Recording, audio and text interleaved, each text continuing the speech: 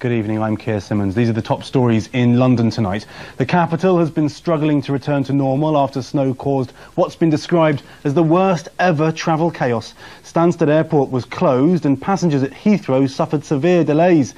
Tube and train lines were both hit, but motorists bore the brunt of with some motorways closed, stranding drivers in their vehicles. Haig Gordon reports. Another 24 hours of the weather causing traffic turmoil. Major routes like the M11 in Essex at a standstill. Delays and cancellations on the underground because the de-icer got washed away by melting snow. And thousands stranded at the airports. Runways iced over, staff unable to get to work. And now the blame game. It's absolutely breathtaking. There are too many people responsible for roads in London, and My Transport for London runs the red routes. We had gritting machines out on all the roads we were responsible for at 8:30 yesterday morning, in some cases the night before.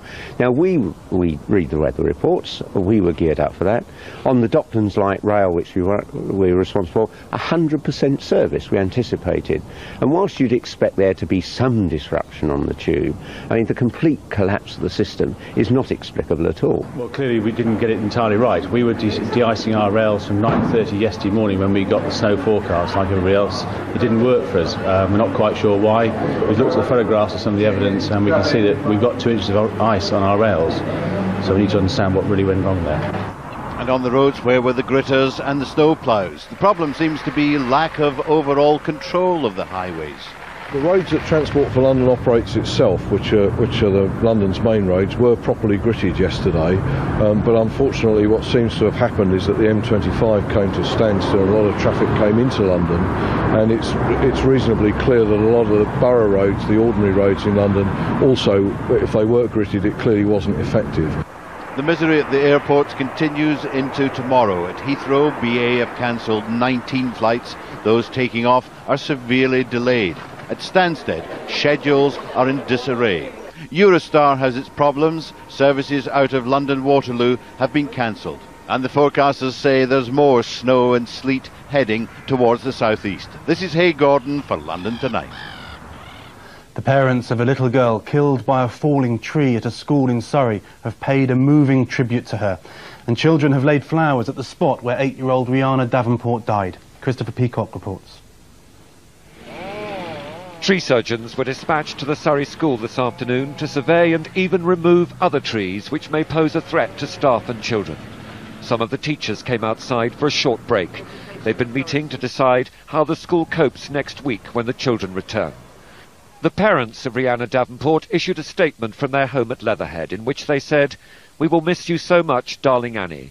Your beautiful face, your loving nature, you brought sunshine to the lives of those who were blessed to have known you."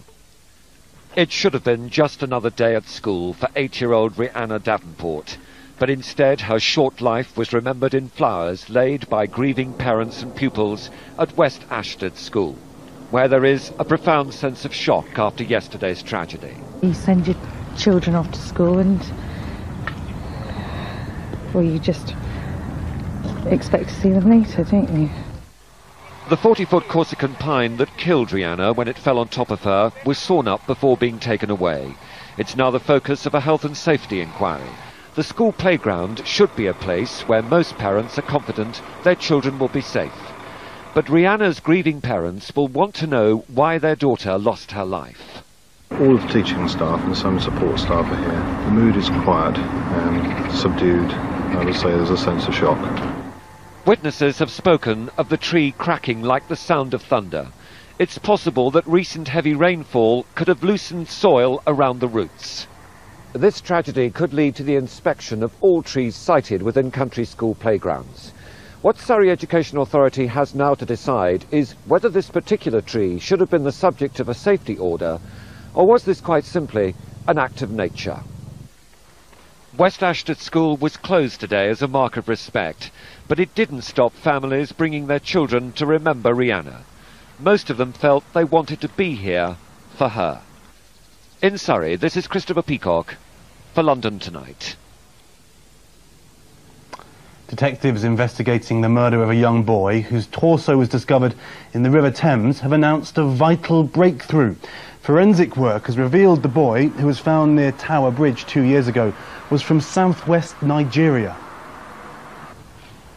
The area runs roughly from west and north of Benin City up towards Ibadan, in an area no more 100 miles by 50 miles.